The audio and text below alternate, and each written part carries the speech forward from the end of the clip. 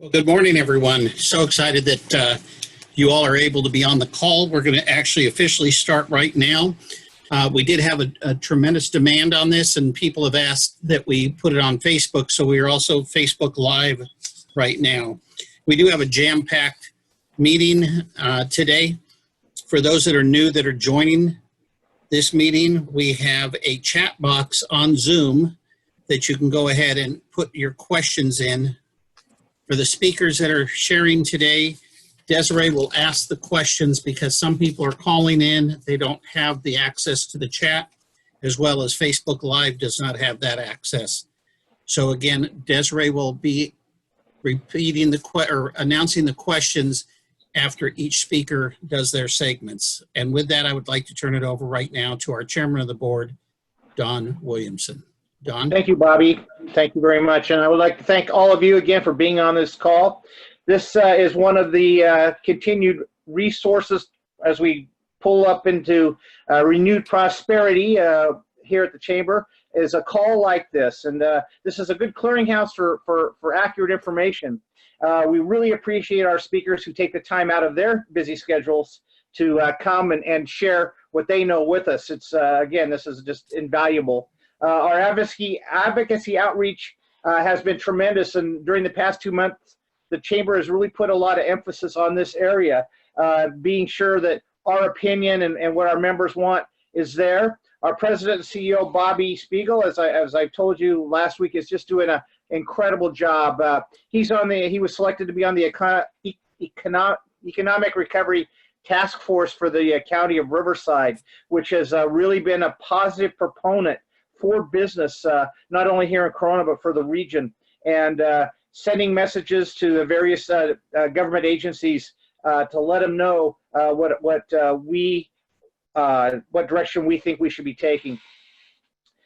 This task force is working with various business segments to reopen the county, as well as rebuilding the strong economy that many businesses had before this all started. Earlier this month, the task force submitted a recommendation to the Board of Supervisors with a proposal to fund small businesses that are here in Riverside County, and the board approved this proposal for $50 million. So again, the Chamber is a valuable resource for you, and Bobby and the staff at the Chamber is working really hard, and we're really starting to see some fruits of the labors. A member of our team is from Occidental Communications Group, Jeff Gibson, and we're going to turn it over to Jeff now for his update. Good morning, everyone. The legislature has been holding its session. Both houses are back in session. They are considering ways to help balance the budget, for which currently is $54.3 billion out of budget, out of balance currently for this year, which the fiscal year ends June 30. So for basically the next 5 weeks. And looking into the 2020-2021 fiscal year. Beyond that, the state is estimating that they will have that we will be running a 4-year budget deficit of $210 billion. There's been about $12 billion in cuts that we talked about last week. Currently, the major pieces of legislation that are starting to see committee hearings, as committees are, we would be calendar meetings and our Sacramento trip. Unfortunately, most committees are meeting on the floor of the assembly because of social distancing rules and other requirements. So participating in those, we are participating as best we can. But one of the big bills that I wanted to bring forth to you is SB 9. It would Housing and Community Development Department to control rents and eviction going forward under emergency orders from the state of California. So basically, if the governor were to issue an emergency order, the current bill as it's structured would allow for the governor to then control rents on any property and the eviction policies of private business owners. So taken in the context of the state of California will vote in November on splitting commercial property from Prop 13 protections and from its traditional protection going back to 1873 of being assessed as residential property is. And so you're looking at commercial properties would receive a 300 to 500% increase in their property taxes and see a 100% increase every 3 to 4 years after that. And then on top of it, whenever there would be a natural or man-made emergency that required a designation from the governor, one of the controls that he would immediately have would be controlling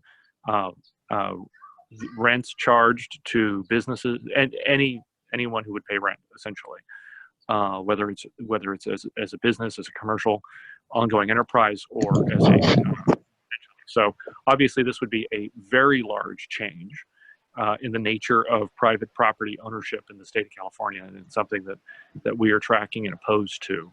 Not that we have not been very active with the county and in our community as well in helping businesses that need support during this time in paying their rent. That's an entirely different issue than giving the state of California control of every single piece of private property and how those uses will be disposed of in the midst of an emergency. If there is an emergency, we need to stick to the order itself, which is if there's a wildfire, then we need to battle the wildfire with 100% of our dedication and focus, not worry about then loosing 10,000 regulators from the state of California to make sure that everyone who is a renter gets to not pay rent for the next 6 to 9 months.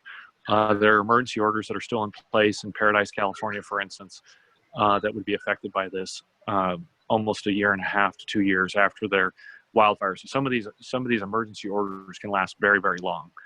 The governor has issued emergency orders for this pandemic circumstance, for instance, that last through November 4th. So that's on the issue of requiring vote by mail. So, and not to get into that issue specifically, but to show you that there are emergency orders that often don't have impact on our daily lives or our daily businesses, that under SB 939 would potentially give the governor, whoever the governor is, tremendous authority to speak into a lot of business contracts. So that's one of the things that we're monitoring, along with split roll, along with everything else that's emerging. So happy to answer any questions that you may have. Thank you very much, Jeff. Desiree, do we have any questions in the queue for Jeff? There are no questions for Jeff. Great. Okay. I will be on the call and listening dutifully. So if there's anything that pops up, add it to the chat. Okay. Thank you again. We appreciate it, Jeff. Thank you. I'd like to turn the time over now from the Corona City Council, our mayor for Corona, Jim Steiner. Well, hello, everybody.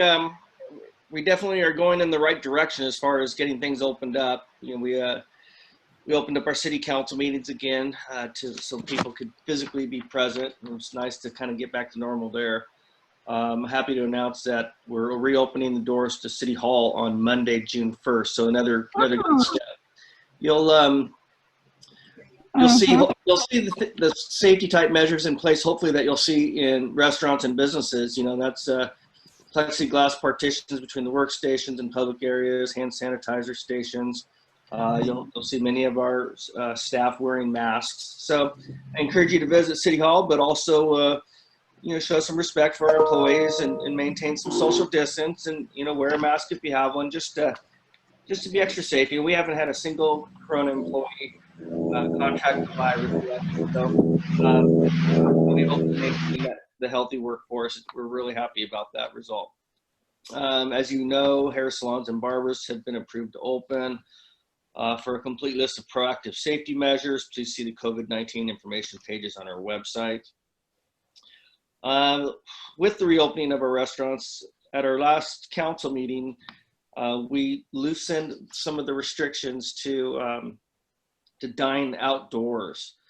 We're trying to do what we can, to get things moving for these business owners. And, we know that, only allowing a small amount of people indoors isn't going to pay your bills. So we wanted to, relax that and have you get creative outdoors, and just so you can increase the amount of people that you could serve.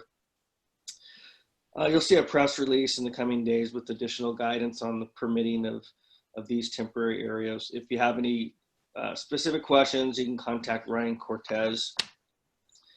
And I guess just, I wanted to thank you all for, your generosity, and to those in need during this crazy time, and your patience. And I'm just really proud to see our community come together as it has. So if there are no questions, I will turn it over to Chief Young. I believe he is the next speaker. Actually, Chief will not be able to be on the call today. Okay. Okay, thank you, Mayor Steiner. Desiree, do we have any calls for the mayor? Any questions for the mayor? We do, just one. Mayor Steiner, does the city opening include the planning and building department counters for permitting? Okay, perfect. Yes, Well, and everything's been open this entire time, just not where you could physically be at those counters. But yes, everything's going to be open at City Hall starting Monday. Great. Thank you, Mayor. At this time, one of our valuable business partners is the Corona Regional Medical Center, and we are very fortunate today to have the CEO, Mark Uffer, on the call for our healthcare update. Mark? Yeah, good morning, everyone. I hope everybody's staying safe. Just a quick overview of the hospital, kind of where we started and where we are today. We've seen PUIs. We've seen 1,198 at Corona Regional. Out of those 1,198 that we've seen come through the door, we've only had 80 positive tests. So that's encouraging. We've had hospitalized patients. We've had 35, and currently we have 4 in-house. Of the 1,198 that we've tested, we've had 13 fatalities. 13 people did not survive it. Most of those people had comorbidities. However, we never want to lose a patient. There's no magic in anything we're doing at this point. The hospital continues to be fully operational. What we're really seeing is people just are afraid to go to the hospital with minor illnesses. The minor illness becomes a major illness. It becomes a major illness. They have no choice but to go to the hospital. When they go to the hospital, they're really sick. And the surgical interventions that are required, as well as the treatment, is much more than if they would have just come to the hospital in the first place. I think we're seeing about 50% of that nationwide, where people are staying away out of fear of coming to the hospital. Just a brief comment on reopening. I get the fact that everybody's encouraging reopening. I think it's essential that our businesses survive, and that we find creative ways to get people back out in society and functioning. But I will caution everyone that LA County has seen a spike in cases over the weekend. They had 1,000 new cases. We continue to see patients come in the emergency room that are symptomatic. I have 2 physicians that I know of that have tested positive for COVID, and one got quite sick. Part of that is exposure to viral load in the hospital, and part of that is just that it's still out there. It hasn't gone dormant. And so I think it really behooves all of us to encourage the reopening process, but also encourage people to socially distance themselves as much as possible, and be careful and wear a mask. I mean, if you're not wearing a mask, you're not protecting anyone else, and you're not protecting yourself from them. I was out yesterday afternoon, and I saw people walking around with no masks and crowds of people. That's Russian roulette, not a smart thing to do. So wear the mask. I know it's an inconvenience. I know it's not something that anybody wants to do, but it's that little ounce of prevention that may keep all of us safe. Hospital, we are doing elective surgeries. We had a very busy last 2 weeks with patients coming in. We do test them prior to having surgery. We also can do a PUI patient if they need surgery. We just take extra precautions. And in spite of some exposures that we've had from patients that are asymptomatic, we haven't had employees that have suffered any consequences as a result of that. And when I mean asymptomatic, people come in with no symptoms that are related to COVID, and they turn up with COVID while they're in the hospital. So that means they came in with it and they didn't have any of the classic symptoms. We were able to contain that and not expose anyone else. So message of the day, participate in the reopening cautiously, be careful, and wear a mask, please. And that's my story, and I'm sticking to it. Thank you for the report, Mark, and thank you for the good advice. Desiree, do we have any questions for Mark? No, not at this time. Mark, we appreciate your being here today, and thank you very much again. At My this pleasure. time, I'd like to introduce our County Supervisor, Karen Spiegel, and I'd just like to say that we are very fortunate to have Karen representing us. She supports the business community here in Corona. She is on our weekly calls. She's very approachable. If you have a question, you can always contact Karen. She has aggressively been a fighter for businesses. She has successfully lobbied with the governor's office to encourage the opening process that we're going through now. Next, I know she told me she's going to start working on getting some of the religious facilities open up. And at this time, I'd like to turn the time over to her. She'll be having Bruce Barton with the Emergency Management Services speaking. And then after her and Bruce are full, I'm going to reintroduce her again. She is our featured speaker today with her topic, Show Me the Money. So Supervisor, I'd like to turn it over to you now. Well, good morning. You know, we need to move forward where we've been. It's been a tough last couple of months, but I think Mark really hit the nail on the head, and that is we have to do this safely, responsibly. Riverside County is a big place. Those of you who don't know, we're 7,300 square miles. So it's big, our numbers are big. And he talked about some of the hospital situation here in Corona, but we have almost 3,600 beds countywide. And right now we have 193 COVID patients. So it sounds big and every life is precious, but we really are, when you're accounting for less than 5% of the space, things are going okay. But we do have to be responsible because that could change, as it was addressed, is that, you know, when people reopen it, they don't do it safely, it could spike things and spread the virus. Back when we pushed forward to align with the state, and just remember when we did the state, aligning with the state, we were the first county out to mandate face masks. And that's an important thing to know, is that we wanted to get a jump on it, wanted to make sure that we flattened our numbers, and we did. And when we chose to move forward to not mandate, it was for one main reason, and that was to align with the state. And with that being said, understand that the state never mandated face masks. It's always been a strong recommendation, which we continue to do. So when people say we're being irresponsible, the state didn't, the CDC never mandated. There's always so many different forms of information. We were trying to align so that as we reopen, people heard one consistent message, rather than, you know, you have to check with your city, you got to check with the county, you got to check with the state. And it's very confusing for businesses who want to do everything right, reopen safely, responsibly, when there's different information out there. So our goal has been to make the information consistent. That doesn't mean we had said, take off your mask and walk around. By no means are we advocating that. We certainly want you to continue to do social distancing and to wear face masks. So everything we did was to open a pathway to reopen our economy. So proper health and safety measures, if you go through all the different packets that we have of all the information that we align with the state, the state public health, there's information from the hair salons and barber shops. I have all them all here. They're online, and they give a breakdown of what would be best and safe for you to open. And with that being said, everything is about the face masks. And I do want to bring up with the hair salons and barber shops, it is not nail salons. And people are asking why. And the same thing with hair salons and barber shops, no waxing, nothing to do with touching the face.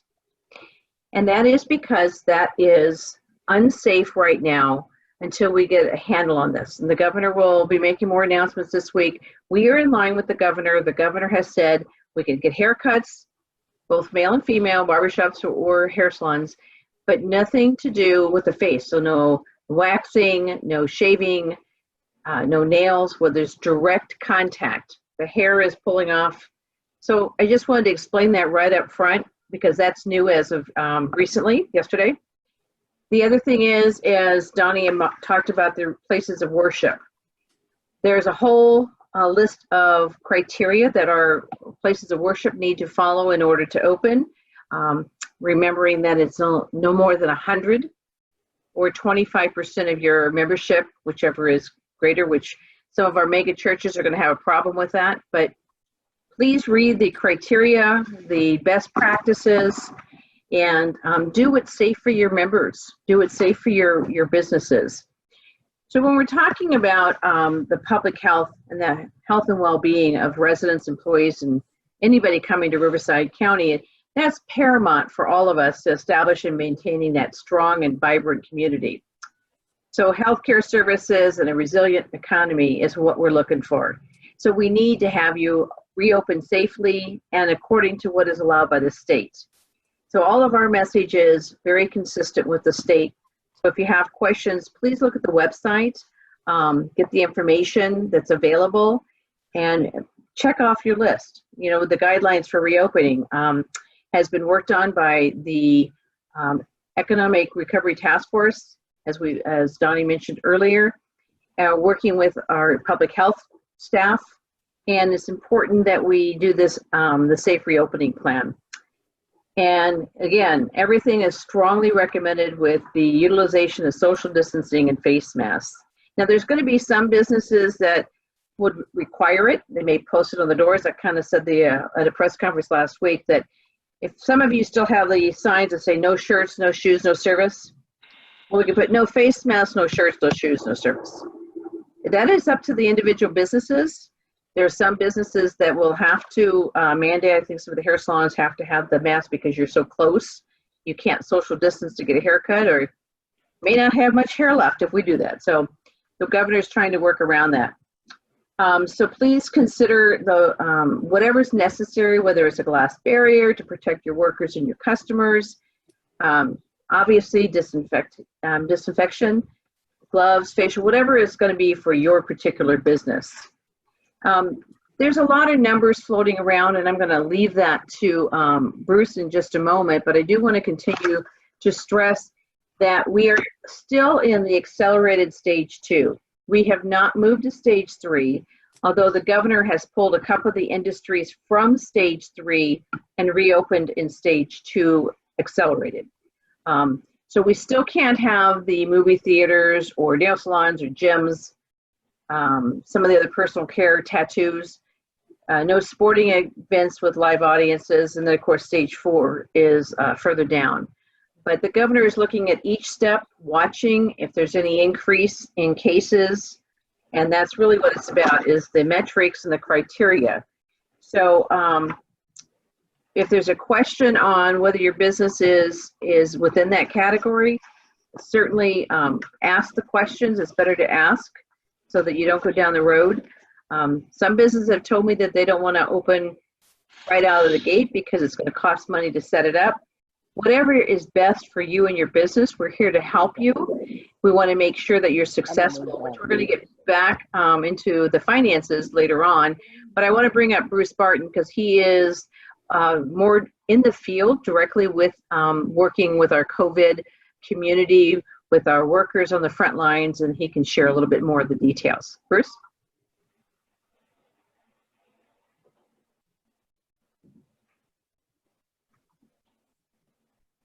Is Bruce on? Okay.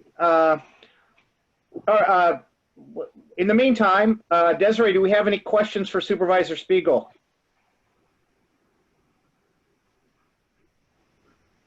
We do, but it's actually about the grant. So I think that's going to be addressed a little bit later. Okay. Bruce, are you there yet? Well, just real quick, I'm not really prepared, but I know we have 300 deaths. We're at 303, which sounds like a lot, but it really is down for the numbers at this point in our process. We are getting some in, and I'm sharing this not to alarm, but just to make people aware, is that Imperial County, which is south of us, is having a challenge of bed space in their hospitals. And so we are having some patients coming from Imperial County, in Riverside County, and Orange County. Most of them are U.S. citizens. That's been a question. And that's important to know, is we're not going to turn our backs on people who are ill. So we have taken a few of those patients in. Orange County's taken them in. We are letting the governor know if our numbers spike, some of those are not directly Riverside County patients. But as you well know, if you're out and you need hospital care and you're a citizen, we certainly want to reach out and help you. So we have some great staff that are working tirelessly to meet those needs. We do have a new COVID-19 testing here in Corona. It's at the Senior Center. It's opened yesterday. People have asked me, are they cheek swabs or nose swabs? Well, Bobby and I went last week and we got the Norco one. It was a nose. So they don't tell us who's doing what kind of testing, but you can call ahead of time. The number to call for an appointment on our Corona one is 800-945-6171. And that is because it's a county one. The state-run facilities, you have to go through the online or a different number to call. Eugene just says that Paula went today, and is that the Corona one? Is a nose swab? Yeah. So, you know what? It's 2 seconds. It really is not that bad. Bob and I both tested negative, but I do want to say is that be careful on thinking you're done for the season, because you still have to be alert. You have to be cautious. You need to do sanitizer, wash your hands, wear your mask, keep your social distancing, because just because I test today doesn't mean next week that I'm okay, because you have to be retested. It's really important that we do take precautions. So with that, Donnie, did you want to take it back, or you want me to move on? Desiree, do you have any questions? I saw some things pop up that you would want to address to the supervisor. Yes, just a minute. Let me get back to them. Are they testing for the antibodies yet? At this point, they're not at our test sites. You can get them done private. We're still looking into doing that, and we are on the path to have antibody testing. Do we need to choose between an active COVID-19 test and an antibodies test, or is it the test treated the same? They are different, because the COVID test is testing what you have now. The antibodies is if you've had it. So I'm not sure if the test yet has had that blended approach. So I still think you still need to have it. Online, if you go on the line and you do the information, if they ask your insurance, sometimes they're trying to recoup some of the costs, but if you don't have insurance or you don't put your insurance down, it's still not a cost to you. So don't worry about that. They're not going to push that. So we just need you to get tested. The more numbers puts us at a higher number of positives. I've said that before, because so many of us may have it that we just don't have the symptoms, particularly younger folks, because we're asymptomatic. So when you're asymptomatic, you could be carrying it and have no idea that you're positive. So we do recommend everybody, gets tested. The antibodies at some point may have benefit, but right now we're just really focusing on the testing so we can stop the spread. And that's really what's important. And I know some of you have some concerns with the contact tracing. Understand, it's not designed to invade your privacy. It's designed to get information on where you may have contacted contacted the positive COVID patient and make sure that we can kind of resolve it. And then, of course, who makes you think of who you may have come in contact with so you can help those people and let them know that you have tested positive. So that's the reason for the contact tracing. Nothing more invasive than that, just to help stop the spread. And one more, Supervisor Spiegel, can you repeat the number for the testing? And then I will also post it in the chat box. Okay. It is 800-945-6171. Now that is for the testing in Corona and also the one in Riverside on Arlington. The one in Norco has a different number. You can go online to lhi.care/COVID testing. Or the phone number for that one is 888-634-1123. There's also one in Harupa Valley and several other places. So the reason they're separate again is state testing has a different number and contact information versus the county one, which is the one now in Corona. Thank you, Supervisor. I'd like to now, is Bruce on the line? Okay, I'd like to now turn over to Supervisor Spiegel, who is our featured speaker today. And before I turn over to her, I'd just like to point out that 96% of the businesses in Riverside County have 50 employees or less.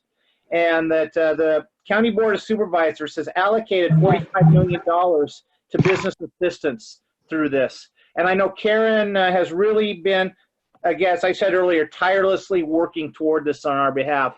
So it's a pleasure at this time to introduce our featured speaker, Supervisor Karen Spiegel. Well, thank you, Donnie. You know, there's been many sources of income available for small businesses, and not everybody has been able to receive that with the PPE for your supplies, your PPP for your payroll. There's different opportunities, and so we decided we got $431 million. Sounds like a lot of money.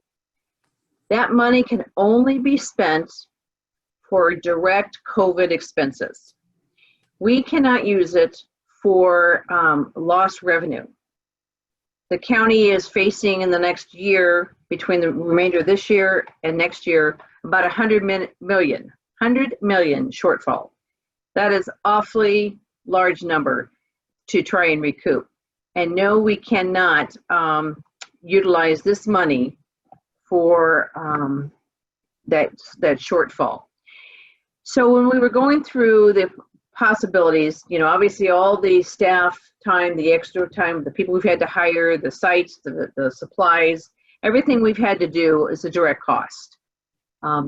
As well, our businesses, even though it's lost revenue, but it's directly related to the COVID.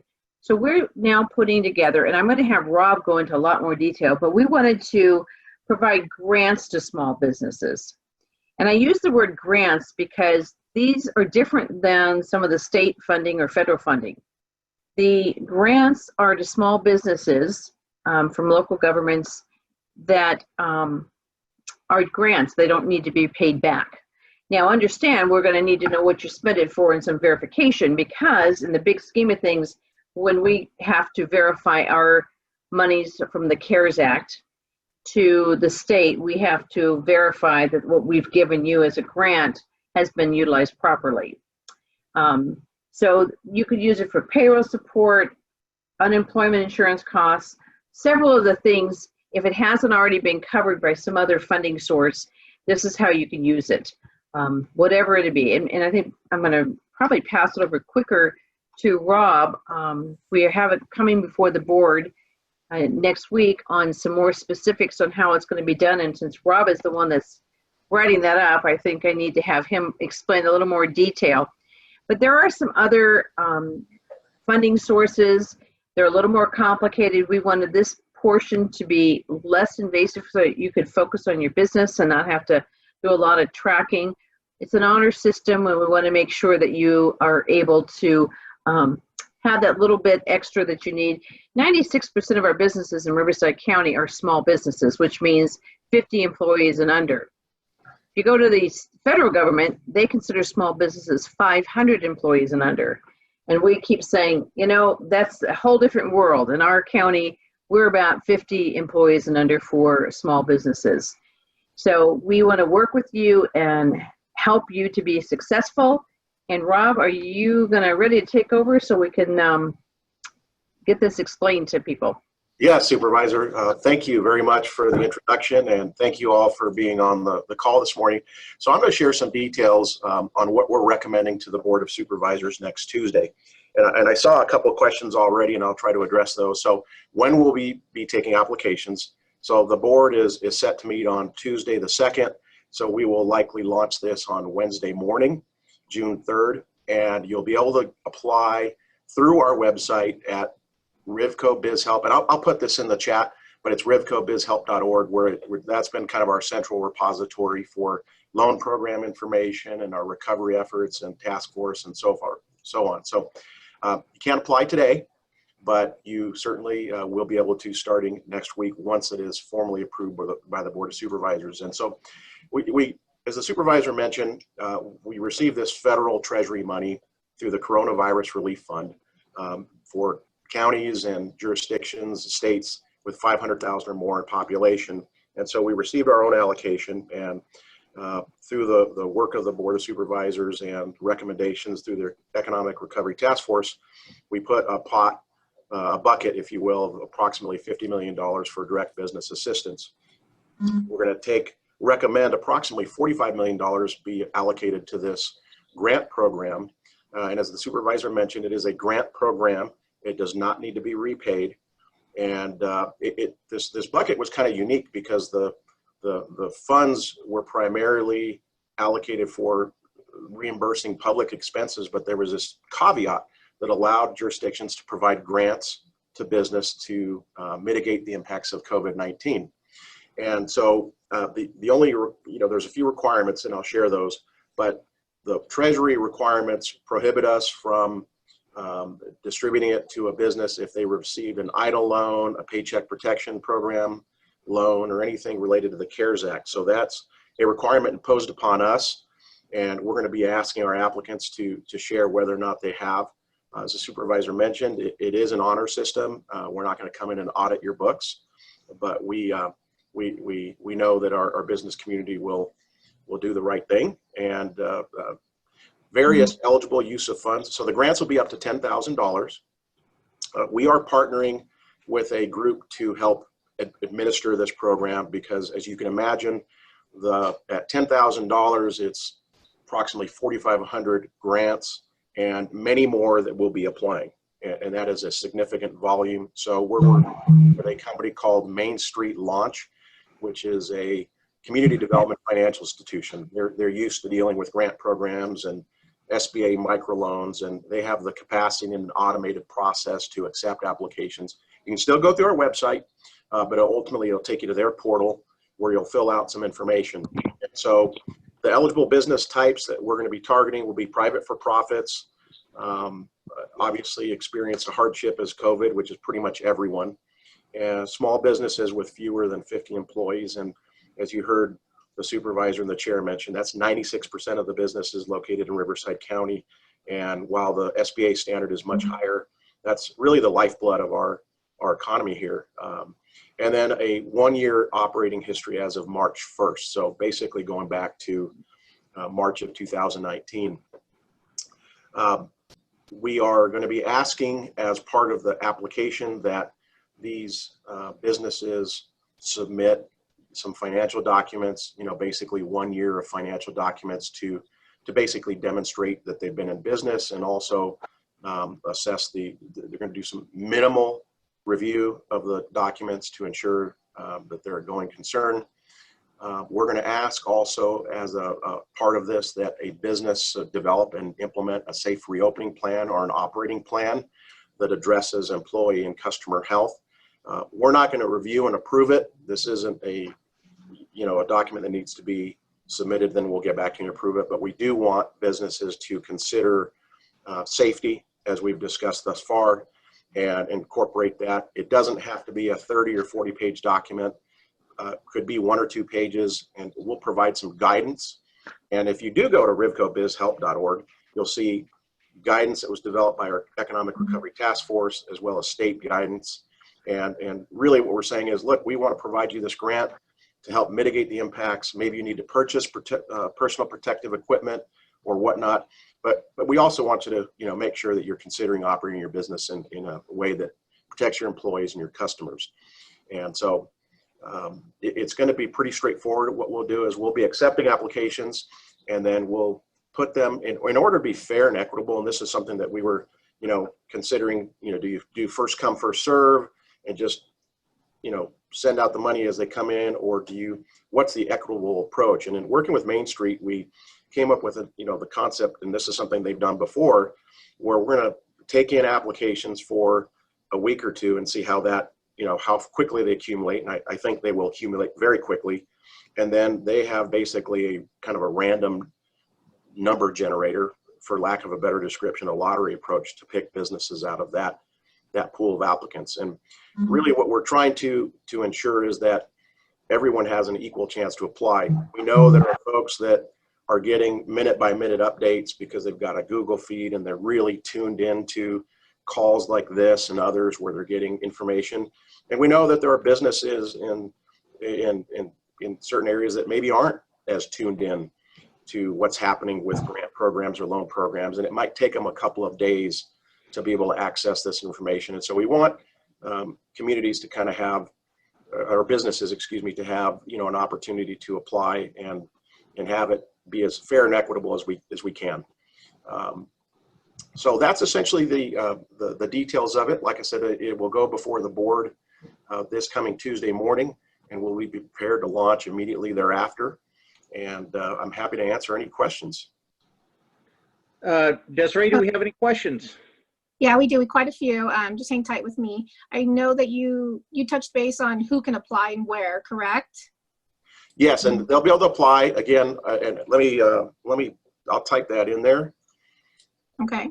At wrivcobizhelp.org to apply for grants, starting Wednesday, June 3. Okay. Thank you. And also, can this grant be used for new or upgrading equipment, $3,000 or less? Can this grant be used for new or upgrading equipment? Yes, it can. And if it's something in particular where somebody's going to be retooling, they're going to have to demonstrate that this is going to mitigate COVID-19. And, I would say make the case. And we're going to ask for, information about what they used it for, but how is that mitigating COVID-19? And if that's the case, and again, we're trying to be broad and flexible on this, so I would put it back on them. Okay. And how about nonprofits? I know you mentioned private for profit. What about us nonprofits? At this point, we are not recommending nonprofits for this. Nonprofits is a little bit of a different, there's so many of them. We are investigating how we put a nonprofit program together, but at this point, we're not recommending that. Okay. Are there any prohibited industry types? I know we just said nonprofit. Yeah, no, excellent question. And is there somebody that has a, okay, so we mentioned casinos, adult entertainment, cannabis related, residential or real estate projects, particularly those that are passive income. And those are the ineligible business types. Thank you. What if you receive PPP, but the 25% portion of that PPP does not cover the rent, where most businesses are delinquent? Unfortunately, if somebody's received a PPP or an EIDL, the regulations prohibit us from providing funding. Okay. That answers another one in the chat. And I think that's it because you just answered the two other questions that were if businesses receive PPPs or EDILs. No, and we certainly understand, that some of those others don't cover all those costs, and it's one of those requirements that the Department of Treasury has put on us. That's all I have right now. Thank you, Desiree. And Supervisor Spiegel, Mr. Moran, thank you so much for taking the time to give us this valuable information. We truly appreciate it. To everyone on the call, thank you for joining. I just want to hope that you'll be with us every week when we do this, and we do it for you and your benefit. And we'd like to close things out. I'm going to turn it over to our CEO and President, Bobby Spiegel. Thank you, Don, and thank you, Supervisor, as well as all the speakers and presenters today. You made the call very, very informative. I would like to just close out with just a couple of slides. The golf tournament, we are having that on August 5th. The information is on the site there. Please be sure to, if you want to golf, it would be a great day to do that on Wednesday, August 5th. The next slide is our Good Morning Corona with our Executive Leadership Roundtable graduation. They are our sponsors, and we are open for business, and we will be doing this with social distancing, with everything that needs to be done with the physical distancing that is required, and that will be at Eagle Glen on Friday, June 19th. The next slide is, some of you may not be members yet of our chamber, and that's not a problem at all. We welcome you to get a hold of Robert Yanez, who will be able to help you and secure whatever needs to be done, but we want you part of our chamber family. And the last slide that I would like to cover is a project that our ELR group is working on, which is the USO project. And it is important for people to understand that the Bob Hope USO was founded out at March. That was his first USO event many years ago. They had a funding challenge when it was built this year, the last couple of years, and they excluded some very important things like refrigeration and freezer capacities. So the ELR group, through their community project, has made a decision to go ahead and raise some funds. And there's a lot of other elements in there, but we'd like you to go to our website, which is www.givebigcorona.com. You can read up a little bit more about the project, but we would love for you to make any donations as possible. And if you'd like to have other questions answered, you can contact me at bobby@mychamber.org.